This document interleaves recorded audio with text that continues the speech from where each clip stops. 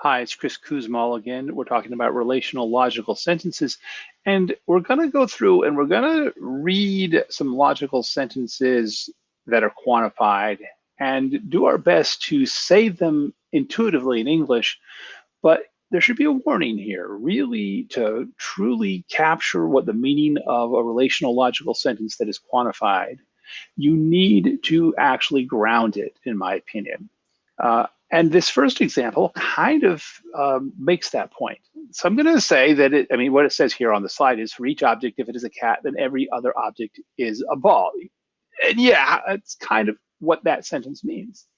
And indeed, an alternative explanation is that if any object is a cat, then every object is a ball. But you'll notice I'm now saying if any, kind of saying that if there exists is the concept that seems to translate to, rather than what the logical sentence actually says, which is for all x and for all y, if is a cat for x, then is a ball for y.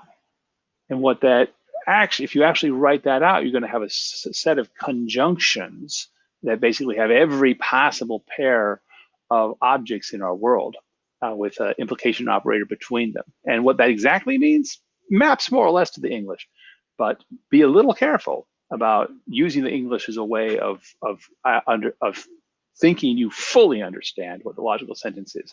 Our goal here is to develop some intuition, but also to understand that our intuition is never as precise as logic itself.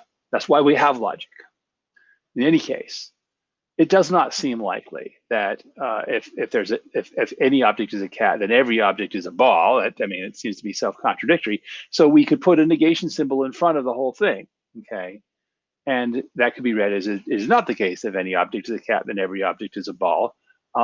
And so that's fine. And the whole point here is also that you can treat these quantified sentences as components of larger logical sentences as needed, okay? And let's have a little bit of fun. Suppose we want to say some object likes ice cream, then we can say there exists an X such that likes ice cream of X. Some object that is a person likes ice cream, also known as somebody likes ice cream. There exists an X such that likes ice cream of X and is a person X. And finally, I like ice cream, X is free, the sentence is open. And I think we missed writing down the sentence, which is just likes ice cream, and I'd have X as the argument, or I like ice cream as the relation. You could say you like ice cream. There's an object that is you, and that object likes ice cream by saying there exists X likes ice cream X and is you X. Okay. We can say we all like ice cream by saying likes ice cream of X without the quantifier. We can say ice cream by saying there exists an X of X. There exists an X such that screams of X and is me of X. And we can say we all scream for ice cream, or there is an object which if it is ice cream, then every object screams for it. Then there exists an X such that for all Y, if ice cream of X is true, then scream for of X, Y is true. So, you got to pick your poison when you're trying to be expressive in an intuitive way. Upcoming next will be a discussion of truth assignments in the context of quantified logical sentences for relational logic.